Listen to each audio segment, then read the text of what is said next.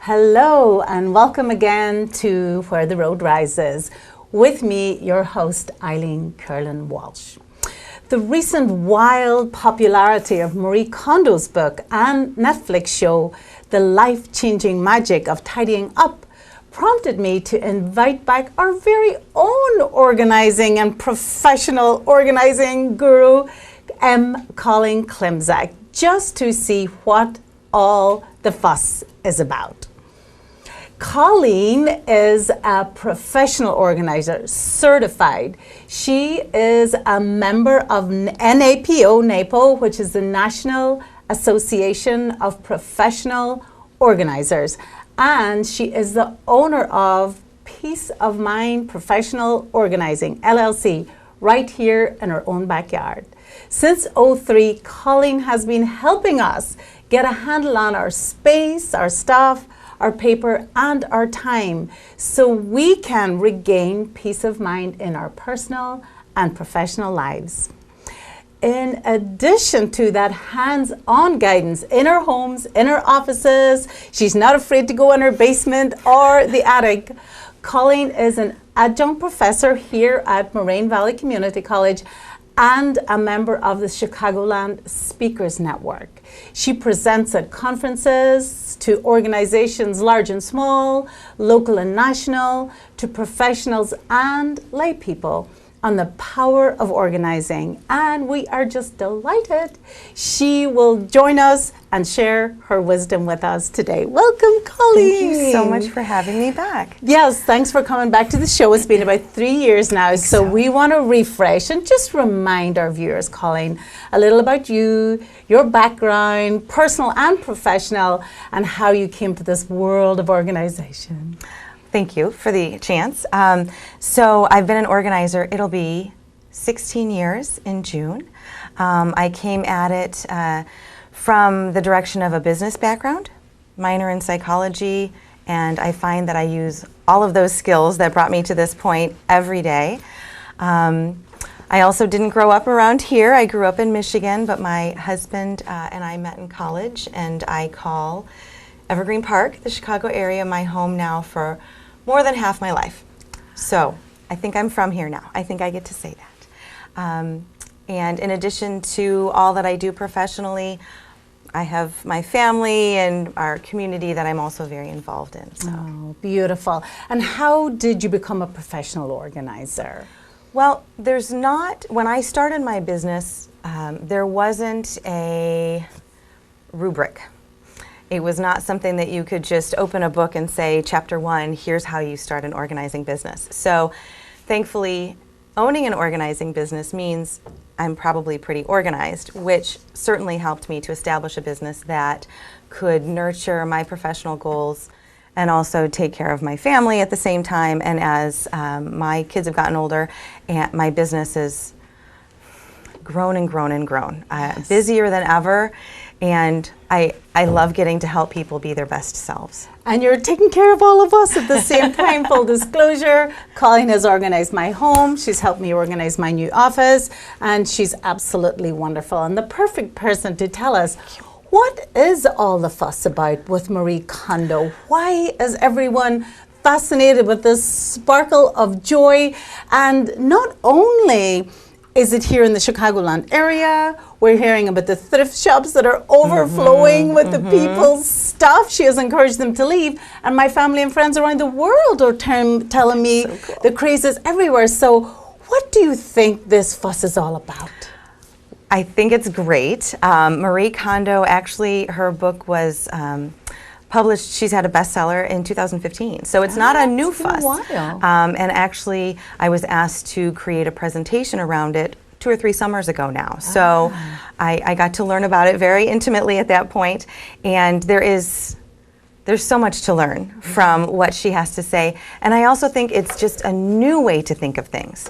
I spoke with someone specifically, and they were so excited. Something that organizing had escaped their grown child for a very long time. And for whatever reason, this finally really connected with that child. Well, she was an adult. And it gave her a way to decide for herself what was going to bring her joy in her present life and what she could certainly let go of. It just made it very simple for her. And to have an additional tool to offer our clients and ourselves, if this resonates with you, wonderful. If it encourages us to part with things and to figure out what we really do love. So tell us how clutter does negatively impact our lives and how clearing it can improve our lives and our health. Where do you start? I obviously am a huge fan of decluttering. That's what I do, and it's what I help others. So I think it's always a great time to do that. But I can also objectively tell you that, clinically speaking, clutter can contribute to anxiety. It can contribute to depression. It can contribute to our feelings of isolation if we feel we can't have friends and loved ones in or helpers in to help us in our home. And also if we feel so consumed with worry about our items that we don't feel that we can leave our home. If we feel, well, I really should be taking care of things, but I don't know how, but I feel guilty then going out with friends and doing things. So clutter can really clog the gears of our minds and our lives. And that's just from our mental health. There's also the physical aspects of clutter. So imagine a pile of books taking a tumble to the floor as you sit next to them if they're on the table next to you. On the other hand, what if you take a tumble over the pile of books? So there are things that can negatively impact our spaces because sometimes clutter gets in our way, or we have to move it aside to get to the things that we do want. There's a research from Cornell that says a cluttered kitchen makes us make unhealthier choices. If we can't get to the kitchen counter to cut the vegetables for our salad, then we're going to resort to maybe unhealthier food choices too. And then the last part of clutter is if it's sat in our homes for a long time, it can really harbor dust or moisture and mold, occasionally bugs and things like that. So when we have the opportunity to clear our clutter, we're actually cleaning our air and cleaning our spaces, and it gives us a chance to live happily, but also actually healthier. It can help us to breathe easier and to feel better in lots of ways. So what then is the first step to starting to organize ourselves in our homes? I get that question a lot. So the quickest ways to derail our organizing process is to first of all go buy more things to help us get organized. Yeah. We don't want to buy more containers just in the interest of getting organized. So that's the first thing. And then the second thing that we should not do is to start without a plan. So my encouragement to most of my clients is that we begin the process with a plan. Instead of going in and just opening doors and pulling things out, or starting 14 different projects all at once, and then of course we're going to feel overwhelmed. We're going to increase the clutter before we make it better, and we're going to lose our motivation then. So sitting down and actually crafting a plan and deciding where our first steps and second steps and third steps might be, it really is empowering, and it's a great first step. And then what is the process? So if we resist the urge to go to Home Depot and come back with the storage bins, what is the process? Could you talk us through a little bit? Of course. Home. Let's talk about a home before we would talk about a business. Okay. So I'm going to go one step even smaller and say a room, or a cabinet. Depending on how overwhelmed we feel, starting small sometimes can relieve some of that pressure and that anxiety. So let's say the kitchen. The kitchen is very common, and improving those areas that we spend so much time in, spending any time organizing in that space helps everyone right away. So in the kitchen, in any space really, we want to start by sorting what's there. We just need to have an opportunity to take an inventory, to pull things out, not everything, just parts of it out. Because once we know that we have an excess in one area or one category or another, then that leads us to the next step, which is potentially purging some of those items if there's too much of it. So if we're in a kitchen cabinet and we find out that we have 11 cookie sheets, no one needs 11 cookie sheets. So we might look at those now that we've sorted them and determined what we have. Now we can look at them a little more critically and say, which ones are the ones that we would actually pull out and use today, tomorrow, the next day, and which ones maybe aren't looking so good anymore, maybe they don't have the right surface anymore. And so once we've sorted, we can kind of start to determine what maybe can go. So what can get cleared out, what clutter could leave. Right. And what I would imagine how we approach it, Colleen, depends on our stage in life. So young children, much more difficult to organize than teens, or maybe not, but young children, teens, empty nest, the seasons of the year, all of these things will influence how we process and how we organize, correct? Absolutely. Different people are compelled to keep things for different reasons. So children are very much emotional and you know, they're very attached to their belongings. But if you wait not very long, their interests may change, and that's okay. And the same can be said for teens and adults. We all evolve, and so decluttering and taking a look at our organizing should happen on a regular basis because we evolve on a regular basis. So any opportunity to do that is going to help us to lead a better life. And you talk about emotional attachment. I liked how Marie Kondo talked about the functional value of items as opposed to the informational value, and then the emotional value. And she says often, Marie, that we keep in something because we're attached to the past or we're fearful of the future. Certainly. What are your thoughts on that, and how do you get past maybe an emotional attachment to things that are not serving you anymore and certainly not sparking joy? Sparking joy, that is, it really is, that phrase really does help us to kind of put that into to terms that make sense. I usually tell my clients and people who come to my presentations that I am not there just to make them get rid of things. So clearing clutter is a step of organizing, but really the organizational process is more than just getting rid of things. It's really determining what that we have will nurture our lives today and in the future. And respecting, one thing that I do love about what Marie Kondo has to say is she starts from a place of gratitude. We can be grateful for everything that has come before this point. It doesn't necessarily mean we need to keep all of it, but we can be grateful for where we've come from and how those items have served us. But if we have a limited amount of space, perhaps we don't need to keep 20 boxes of those things from the past. Maybe we really can choose the things that we love the most, which still spark joy and which tell our story, and maybe we can start to let go of some of those other things that really don't anymore. And appreciating the things we have. A quote that I loved from Marie Kondo was, just like the gentle shake we use to wake someone up, we can stimulate our belongings by physically moving amongst them, exposing them to the air, making them conscious, alive if you may. So we're taking those things that we do love, that we're going to keep, and giving them new energy and making them joyful to be around us. Would you agree with that? I would. I think anybody, if they're open enough to it, can walk into a space and feel energy, good energy, not necessarily bad energy, but negative energy. That's why this time of year, everybody just wants to open up the windows and breathe that life and smell the fresh air. And so any opportunity to feel our things and to see our things, it gives us a good chance to kind of inventory what we have, but it does give us a chance to re-choose our items. So if you are going through a closet full of things and making conscious decisions on those things that really do spark joy, you're going to be that much more committed to actually using those items.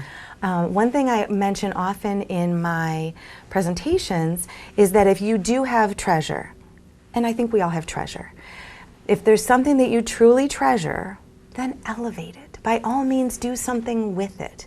If it is a jersey from your basketball team that went to state when you were in high school, if it was a keepsake from a loved one. A woman at a class last week mentioned a quilt that her grandmother had made that was in a box in the attic. and she wanted to do something with it. So she had it framed, and now it's hanging on the wall in her dining room where everyone can see it. So just if we truly treasure those things and we want to have that shake and that awaken, choose to do something with it. Make it, give it that life again. I like that. So even if we do want to keep it, it's not just stuffed at the back of the wardrobe. It's actually now a treasure and in a position to be admired and to be appreciated almost on a daily basis. Absolutely. Tell me this, Colleen. What about the tough to tackle items? So I have organized my life and my office and my home and my basement much better with your help and guidance over the years. I still have an attic that's off a bedroom, which in there are some really treasured things that I chose to keep. One of being boxes and boxes of journals. I journaled my life from I was 12 years old, and that's the unfolding of me, and it's valuable to me. But I discovered my son, who moved into that bedroom, had started going in and reading them announced to me, and I saw them by his bed, and I felt uncomfortable, and I didn't know if I was ready for him to read about the me before he and his, me and his father got together. So should I have something if it's not something I want everyone to see? And this is not deep dark secrets. This is just the life, the person you were before the person you are now. What's your advice? Is this that box again? This is now the Swedish, Gentle Art of Swedish Death Cleaning, a book that was popular a couple of years ago. And she suggested that we have a box that's just for us. This will be destroyed upon my death. If you read it, I'm coming back to haunt you, kind of thing.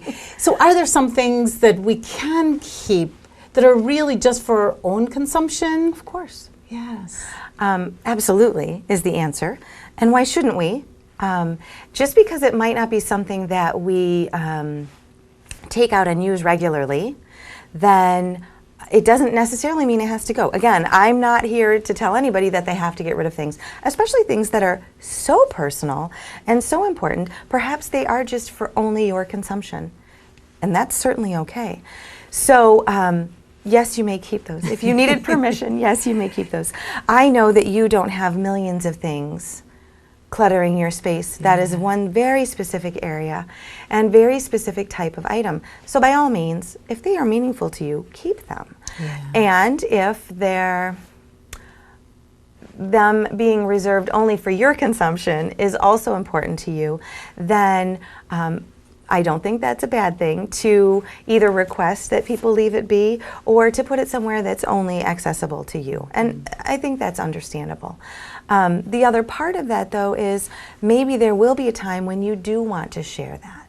Or maybe there will be a time, maybe you'd like to write a note to your sons that when they do come upon these again, this is how you'd like them to consume them. The box being destroyed upon your passing. Maybe you would like them to read that, but not yet. Oh, I love that. So my children are still relatively young, teens and under. So our children are similarly aged. So just because a teenager may not be able to see mom as anything other than mom, the grown man, maybe the grandchildren, there will be a time they'll want to know my stories the way we want to know our parents' stories. I certainly want to know who my mother was, that 90-year-old lady, before my father, and we've certainly asked her those questions. So thanks. It's good to be reminded that they'll not always be young and confused. There may be a time when we, they'll realize that you're a fully realized person and didn't just, appear the day that you became their mother. Lovely. What about photographs? All those years of physical photographs, now all those years of digital photographs, that seems to me an area that we could probably all use some help with. Certainly. So there are specialists, professional organizers like me that deal just specifically in photo organizing. So the questions that we ask when it comes to photo organizing are the same questions that we ask when we're organizing anything else. So we sort what's there. Okay, we purge what can go. You had asked about the process a little earlier. The third and fourth steps of the organizational process are assigning a home and figuring out how to store it. And all of this comes from Julie Morgenstern. I think we had mentioned her and her books in my previous interview, show, right? Yes. So it's her process. But the third and fourth steps are assigning a home and then figuring out how to store what we have left. And I think with photos, that part is very important. So asking ourselves what exactly we want to do with these photos. If we want to tell our story with these photos, if some of them are very far back, perhaps they're historical photos from a genealogy, and those people aren't here with us anymore and don't have, that's what's left to tell their stories.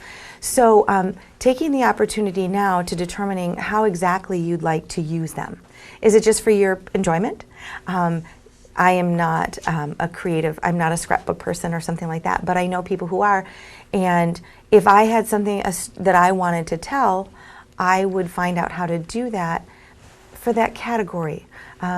We usually make photo books after major trips. So maybe not the day-to-day, but that's something that my kids and I do together after the trips to help us kind of relive and remember what was most important about that trip. Yeah. So I don't have them about everything, I certainly don't. But we have picked and chosen things that really speak to us. So the question that I would ask is what exactly you want to do with them. Do we want to turn them into photo albums? Do we want to scan them and keep them digitally and protect them? And so once we know what it is that we want to do with them, that helps us to decide what the next steps are. Right. And that would take us on to digital organization. And I know you could probably present an entire hour and more on that alone, but it really has become an area where so much of our lives, our finances, our documents are stored. Absolutely. Do you have some general advice for our digital organization? Certainly. So next week is National Organize Your Files Week. Oh. In keeping with Tax Day. So I don't have to make these things up. That really is the thing. That will probably be my topic for my article next week. So there are absolutely ways that we can do that from a digital standpoint. But again, it comes back to the very simple questions of what do we want to do with those things? How do we plan to retrieve that information in the future? And just because we have unlimited digital space doesn't necessarily mean we need to keep everything, just like we would with our belongings around us. So determining how exactly you plan to retrieve the information. For example, you mentioned finances. So something that we could do, and that my husband and I do, is for our household finances, we keep them by month. Well, first by year and then by month. It's very simple. We don't need to categorize by utility bills or credit card bills or bank statements. It's just that month at a glance. And we do our paper organizing the same way. So we find one system that has worked for both paper and for digital. It's very simple. And then retrieval is just that much easier. So we can go, we can ask the question and go into wherever the information is stored and know that we can just retrieve information for 2019, April, and just have that all together. So what I'm hearing is that the digital storage and organizing, it's the same basic principles as with our physical. Of course. Yeah, of course. Get the process down cold. Certainly. And then just keep it going forward. Colleen, many of our viewers are seniors and caregivers of seniors. So this is a stage in life that people are maybe downsizing, they're not as capable of their arms around a lot of materials as they once would have been, and maybe even preparing to move to a facility. So what would your advice be to our families who are dealing with a senior and downsizing and maybe feeling a little overwhelmed by their stuff? Take a breath. That's always my first step with my clients is to take a breath. Of course we feel overwhelmed. Very often organization comes to us during life's transitions. So we have new babies, we have children going off to college, we have children coming home from college, we have a new move, we move to a new home, we downsize. So those transition times are already fraught with some uncertainty and some indecision. So when we've got these organizational projects to accomplish too, it feels very overwhelming sometimes. So take a breath. Start with our plan, right? Start room by room, right? So little steps are going to get you there just as much as big steps. It's just going to be in a much more manageable path. So The answers are still the same, whether we can tackle big projects all at once. And most people, as we age, either our energy level isn't as high anymore, or our desire, not even ability necessarily to focus on tasks, but perhaps we just don't want to dedicate hours on end to these.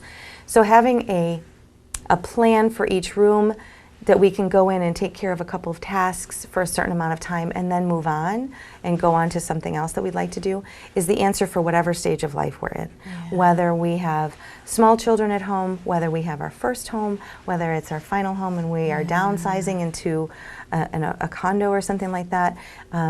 Getting organized and clearing clutter is always, of course, always the right answer. Yeah. But it gives us a chance to have a hand in those transitional times too, to make decisions for ourselves. And one of the things I'll often say to my estate planning clients is lifetime giving. Everything doesn't have to go through the will or through the trust or after death. You can now give in life, have your family appreciate the item, as well as you're now decluttering and not having to be surrounded by those things yourself. And as you mentioned earlier, we can tell our stories through our items and through our gifts and through what we have. Absolutely. So many times we keep the good china tucked away, or we tell your organizer or your caregiver, I really want my so-and-so to have such and such.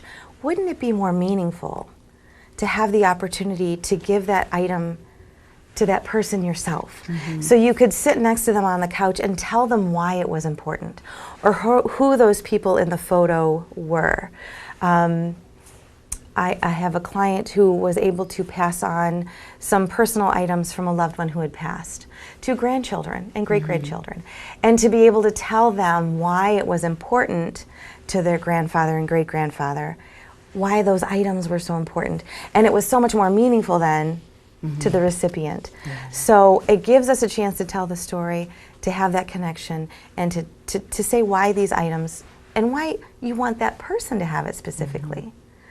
That's a gift to that person, to know that it was important to give that on to them too. So. And from the estate planning perspective, you make sure it goes to the right person. Yes. But because you're right there to give it to them. And speaking again of estate planning, I would be remiss if I didn't advocate for the prominent and accessible display of estate planning, documents, wills, trusts, important powers of attorney.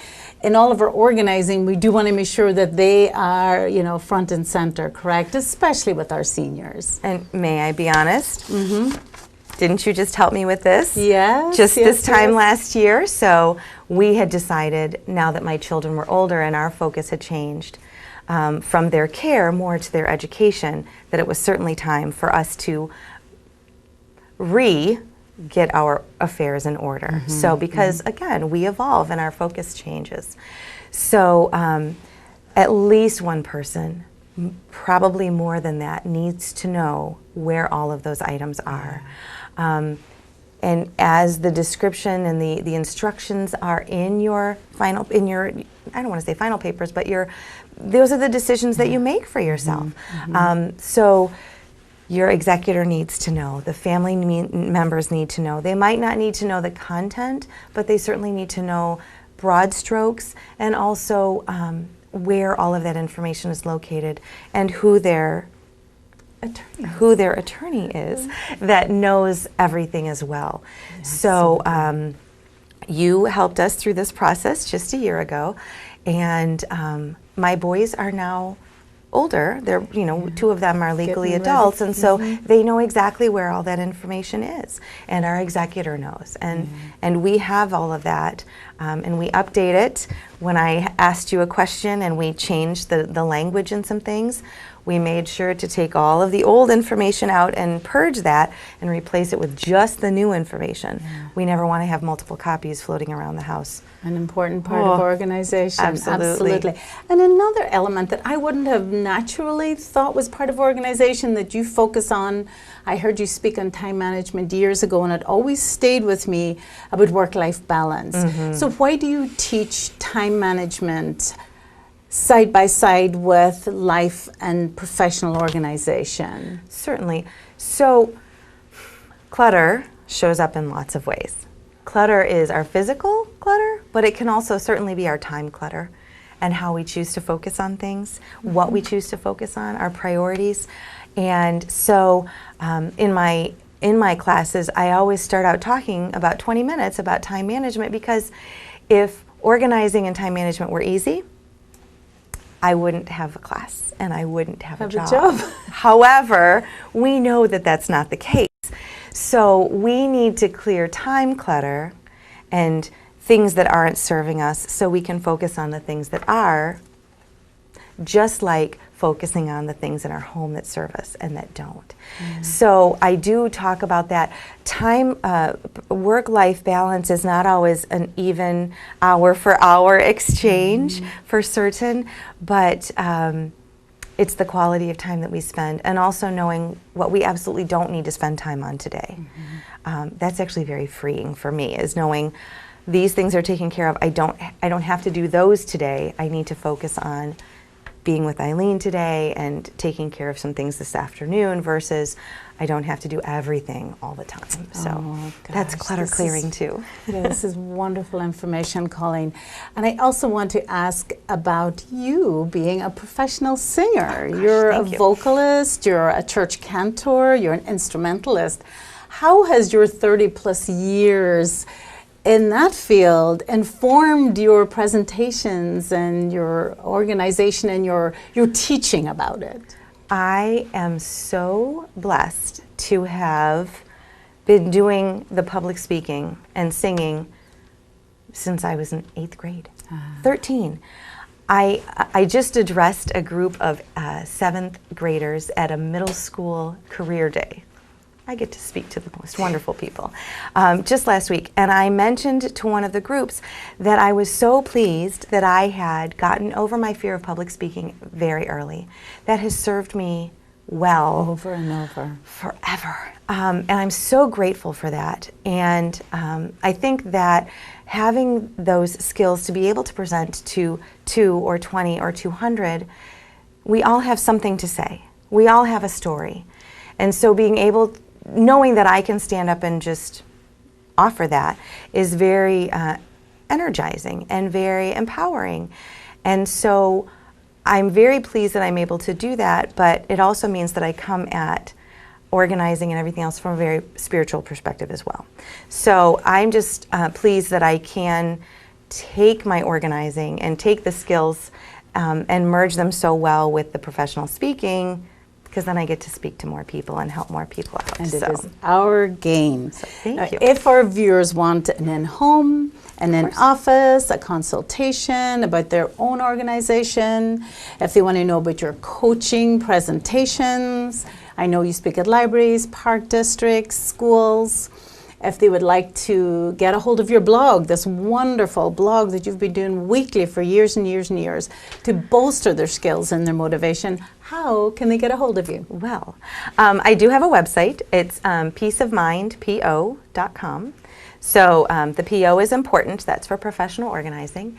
And I do have a newsletter that I send out every week. You can subscribe right there on my website.